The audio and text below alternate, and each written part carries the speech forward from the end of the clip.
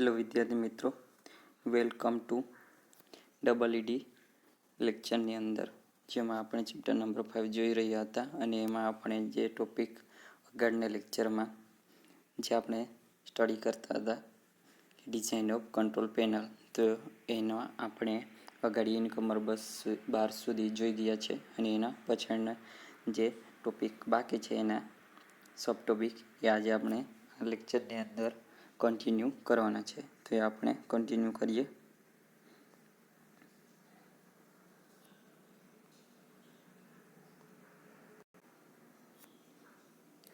Power circuit wiring. તો power circuit wiring જોઈએ. First, copper conductor are use for internal wiring. કે power સર્કિટની અંદર કે જે પાવર સર્કિટમાં વપરાય છે તો copper conductor are use internal wiring. All conductor in power circuit should be labeled at a termination point with letter or number of corresponding the wiring diagram provide the control panel. કે જે બધા conductor છે એમાં જે વપરાય છે તો power circuit માટેના કે શુડ બી લેબલેટ હોય છે અને ટર્મિનેટ પોઈન્ટ નથી એ ટર્મિનેટ પોઈન્ટ લેબલેટ હોય છે. ટર્મિનેટ પોઈન્ટ લેટર કાં તો નંબર આના તો કોરસ્પોન્ડિંગ ધ વાયરિંગ ડાયાગ્રામ તો કંટ્રોલ પેનલ કે એમાં વાયરિંગ આપણે કરતા હશે પાવર સર્કિટની ત્યારે પહેલાં તેમાં જે કોપર કંડક્ટર ઇન્ટરનલ વાયરિંગ માટે વપરાય છે અને પછી જે કંડક્ટર છે એમાં જે વપરાય છે એ કેવો લેબલેટ અને એને કોઈક નંબર કાં તો લેટર આપેલા હશે. હા, કે જે કંટ્રોલ પેનલ હશે એના પ્રમાણે જે ડાયાગ્રામમાં કંટ્રોલ પેનલના લેટર કે નંબર હશે એ પ્રમાણે. એના પછી for single load power circuit conductor for motor heater should be size for ampacity કે current carrying capacity not less than the 125% હોય તો ફૂલ લોડ. જો સિંગલ લોડ અને પાવર સર્કિટ કંડક્ટર આના માટે ફોર મોટર અને હીટર તો એની size છે એમ્પિયર કેપેસિટીની કે કરંટ કેરિંગ કેપેસિટીની એ લેસ દેન 125 કરતાં ના હોય છે એટલે ફૂલ લોડ કરંટ. અને પછી the multiple load such multiple motor with load power circuit conductor should be size and capacity not less than 125 of all heater load plus 125 of the largest motor load plus the full load current. All remaining motor and other simultaneously operate કે આમાં આપણે જ કીધું કે જો multiple load such multiple motor અને motor with other load the power circuit conductor should be size કે less than 125 કરતાં ના હોવી જોઈએ. અને લાર્જેસ્ટ મોટર હશે તેના માટે પણ આ કન્ડિશન ધ્યાન રાખવાની. એના પછી control circuit provide the logic for operation of component power circuit. Control circuit are actually a lower shape voltage such 230 તે જે કંટ્રોલ સર્કિટ છે એની ટાઇપિકલી લોઅર શેપ વોલ્ટેજ કેટલી હોય તો 230 AC और 12 वोल्ट DC અને 24 वोल्ट DC હોતી હોય છે. કંટ્રોલ સર્કિટની ટાઇપિકલી લોઅર શેપ વોલ્ટેજ કેટલા હોય તો 230 AC માટે અને 12 અને 24 DC માટે હોય છે. Transformer end power supply R use two transform convert power circuit voltage two control circuit voltage કે એમાં જે પાવર સપ્લાય અને ટ્રાન્સફોર્મર એ આના માટે ટ્રાન્સફોર્મ પાવર સપ્લાય સર્કિટનું કંટ્રોલ સર્કિટ વોલ્ટેજમાં ટ્રાન્સફર કરે છે કે ટ્રાન્સફોર્મ કરે કે જે પાવર સર્કિટ વોલ્ટેજ છે એને કંટ્રોલ સર્કિટ વોલ્ટેજમાં. એના પછી આવે છે ઓવર કરંટ પ્રોટેક્શન. હવે આપણે કંટ્રોલ સર્કિટમાં પાવર તો મળી ગયો પછી હવે એના રિલેટેડ પછી કરંટ પ્રોટેક્શન કે જ્યારે કરંટ વધી જશે તો કંટ્રોલ પેનલમાં શું છે પ્રોસિજર એ જોઈએ. The rating of over current protective device for the panel must be not be greater than the sum of આ 3 પોઈન્ટ કરતાં વધારે ના હોવી જોઈએ. તો 125 first one 125 of the full load of the all resistive load કે રજિસ્ટિવ heating load હશે તો એના માટે 125 25% of the full load current. આના કરતાં વધવી ના જોઈએ. પછી second, the sum of full load current of the other equipment then could be operation at the same time. આ જ્યારે રજિસ્ટિવ લોડ ફૂલ લોડ માટે આટલા કે 125% of the full load current at resistive heating load that time because some of full load current of the other equipment that could be in operation at the same time. And third one, the largest rating of the branch circuit and ground fault protective device provided with the panel. કે જ્યારે over protection હશે ત્યારે જે rating છે એની the rating of over current protection device panel must be not greater than the sum of. આના પ્રમાણે ના રહેવું જોઈએ કે 125% ફૂલ લોડ છે રજિસ્ટર એના કરતાં વધારે ના હોવી જોઈએ અને આ જ ટાઈમે એના જે સમ છે એ પણ એના કરતાં વધવું ના જોઈએ અને એની રેટિંગ છે બ્રાન્ચ સર્કિટ અને ગ્રાઉન્ડ ફોલ્ટ ડિવાઇસને પ્રોવાઈડ કરવામાં આવતી હોય છે ઓવર કરંટ પ્રોટેક્શનની અંદર. એના પછી fuse. The fuse is current interrupt device કે શું કરે, કરંટ ઇન્ટરપ્ટ કરે મતલબમાં કરંટને ડિસ્કનેક્ટ કરે which open and circuit by the fusing element when current circuit exit the certain value. કે ફ્યુઝ શું કરે તો આપણને ખબર છે કે ડિસ્કનેક્ટ કરશે પાથને કરંટ પાથને ક્યારે કે જ્યારે કે એની પ્રીડિફાઇન્ડ વેલ્યુ હશે કે એના કરતાં વધી જાય તો પછી એને એક્સિસ ના થવા દે અને સર્ટેન વેલ્યુ છે એક્સિસ એના કરતાં વધારેની તો એ ઓપન થઈ જશે. It is used for the overload, short circuit operation, low voltage installation માટે વપરાય છે. અને પછી the HRC high turning capacity fuse provide the overload or short circuit માટે. જો લો વોલ્ટેજ માટે હશે તો ફ્યુઝ અને હાઈ વોલ્ટેજ અને શોર્ટ સર્કિટ માટે HRC કે હાઈ રપ્ટિંગ કેપેસિટીવાળી ફ્યુઝ વપરાય છે. એના પછી MCB એની ફૂલ ફોર્મ છે મિનિએચર સર્કિટ બ્રેકર કે ફ્યુઝ કરતાં થોડુંક એડવાન્સ એને મેં ઓટોમેટિકલી પહેલાં આપણે મેન્યુઅલ કરવું પડતું હતું એમાં ઓટોમેટિકલી. તો MCB જે protective device which give against overload અને શોર્ટ સર્કિટ ફોલ્ટ.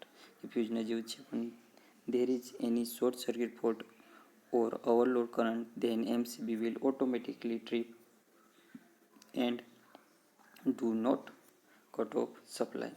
કે આમાં હું એ પણ જ્યારે ઓવરલોડ પ્રોટેક્શન શોર્ટ સર્કિટ હશે એના માટે જ વપરાય છે પણ જો એમાં શોર્ટ સર્કિટ અને ઓવરલોડ થયું તો MCB વિલ ઓટોમેટિકલી ટ્રીપ એની મેળે ટ્રીપ થઈ જશે અને પાવર સપ્લાય પણ કટ ના થાય.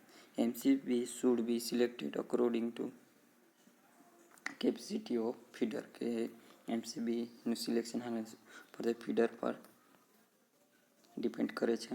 તે specification of MCB rated voltage કેટલો છે, રેટેડ વોલ્ટેજ તો 240 કાં તો 415 વોલ્ટ અને રેટેડ કરંટ 6, 10, 16, 20, 25, 32, 50, 63 એમ્પિયર સુધી. નંબર ઓફ કેટલા સિંગલ, ડબલ, 3 કાં તો 4 પોલ અને બ્રેકિંગ કરંટ કેપેસિટી કેટલો છે 10K એમ્પિયર સુધી હોઈ શકે. એના પછીથી હવે MCCB moulded case circuit breaker કે MCB કરે થોડુંક એમાં તો in the most of the case MCB use in incomer for high capacity feeder કે ઇનકમરમાં જ વપરાય છે કે જે ફ્યુઝ હતું એની જગ્યાએ MCB વાપરો કાં તો પછી આ કે એના કરતાં થોડુંક હાઈ સેન્સિટિવિટી જેને અમારે હોય તો high capacity feeder for better protection. એના પછી અર્થ લીકેજ પ્રોટેક્શન. સો આપણે આમાં આગળ કન્ટિન્યુ કરીએ. Earth leakage circuit breaker ELCB is used for the protection against earth leakage current and residual current. કે અર્થ લીકેજ સર્કિટ બ્રેકર આના માટે એક તો લીકેજ કરંટ અને રેસિડ્યુઅલ કરંટ માટે વપરાય છે. It is also RCCB residual circuit current breaker પણ એમ કહેવામાં આવે છે. The function of ELCB disconnect the supply instantly on the earth fault leakage માટે. કે ELCB છે અર્થ લીકેજ કરંટ અને બીજું કોઈ RCCB residual current circuit breaker ક્યારે કે જ્યારે અર્થ લીકેજ કરંટ થતો હોય ત્યારે એ તરત જ પાવર સપ્લાયને કટ કરી દેશે. Of current and protect personally safety. કે આના માટે એ ડિસ્કનેક્ટ કરશે કાં તો પ્રોટેક્ટ કરંટ અને પર્સનલ સેફ્ટી માટે. For protection against the earth electric shock, earth leakage current operate આના કે આપણને શોક ન લાગીને આપણી સેફ્ટી માટે. When residual current circuit exist the fix value, કે જે ફિક્સ વેલ્યુ કરેલા હશે એના કરતાં વધી જાય રેસિડ્યુઅલ કરંટ, તો એની મેળે એ ઓપરેટ થઈ જશે. તો LCB can be power within the time 0.1%, એ 1 સેકન્ડની અંદર ઓટોમેટિકલી થઈ જશે. અર્થ લીકેજ કરંટનો ઉપયોગ આના માટે થાય કે અર્થ લીકેજ થતો હશે ત્યારે એ આના માટે પર્સનલ સેફ્ટી, અને પછી આપણે ઇલેક્ટ્રિક શોક ના લાગે અને જે રેસિડ્યુઅલ કરંટ એમાં પ્રીડિફાઇન્ડ વેલ્યુ કરતાં વધી જાય તો પછી એમસીબી 0.1 સેકન્ડની અંદર જ થઈ જશે ઓપરેટ. હવે એની સ્પેસિફિકેશન જોઈ લઈએ. The specification of ELCB rated voltage 240/415 volt અને કરંટ તો 6, 10, 16, 20, 25, 32, 40, 50 અને 63 એમ્પિયર સુધી હોય છે. એના પછી રેટેડ ઓપરેટિંગ કરંટ તો કેટલા, તો 30, 50 અને 100 મિલી એમ્પિયર. અને પછી number of pole single pole હોય, ડબલ પોલ હોય, ટ્રિપલ પોલ અને 4 પોલ હોતી હોય છે. એના પછીથી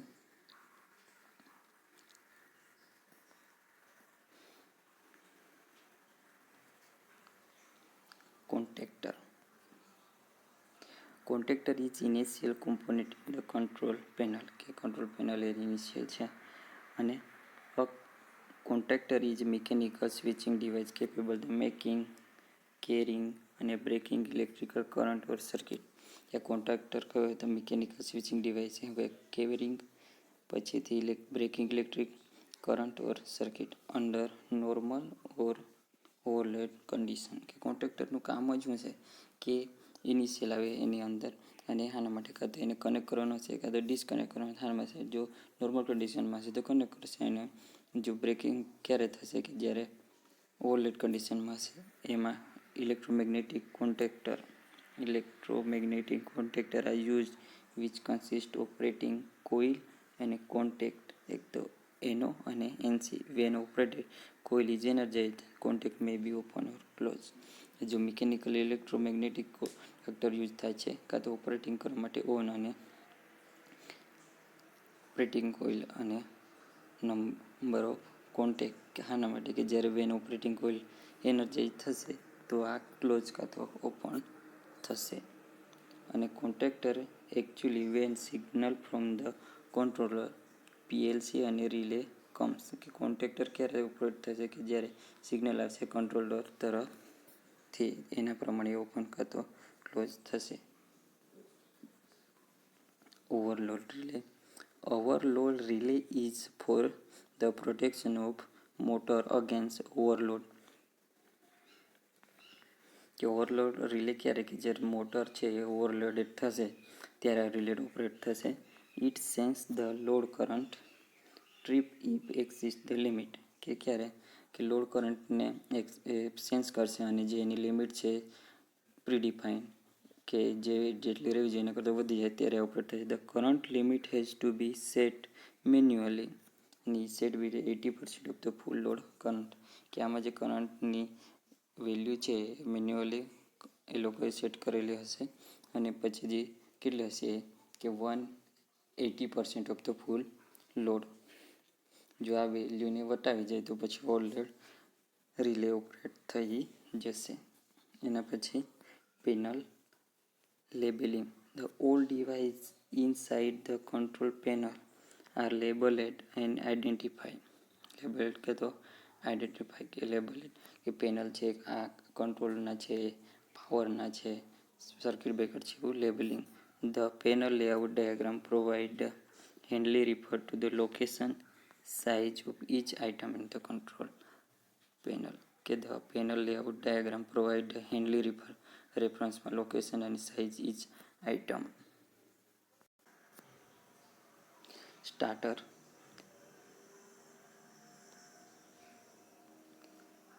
starter are use to starting motor safely, કે મોટરને સેફલી ઓપરેટ કરવા માટે આપણે ખબર છે કે સ્ટાર્ટિંગમાં હાઈ કરંટ આવતો હોય છે કે જે એની અંદર રહેલી વાઇન્ડિંગને બગાડી શકે. તેના માટે સ્ટાર્ટર ઉપયોગ થાય. The function of starter is to limit the starting high current at the safe value. The commonly used starter is DOL કે DOLનું full form direct online starter. અને પછી start to data DOL starter is use to motor rating up to કેટલા માટે? 5 horse પાવરની હશે એના માટે DOL વપરાય છે. તો આપણે જોયું કે કંટ્રોલ પેનલની અંદર એની ડિઝાઇન કરવાની તો કયા કયા પેરામીટર જોઈએ અને એમાં કયા કયા ઇક્વિપમેન્ટ આવે છે આપણે ડીપલી સ્ટડી કરીએ.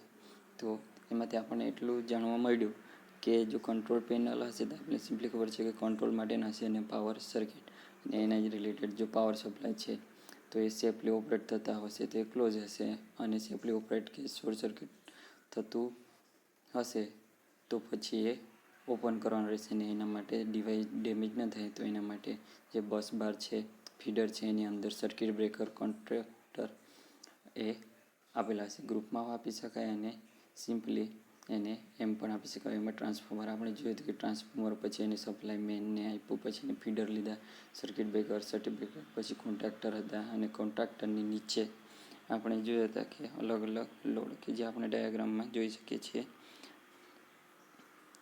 એવો તો ઓવરવ્યૂ જોઈ લઈએ આપણે આનો.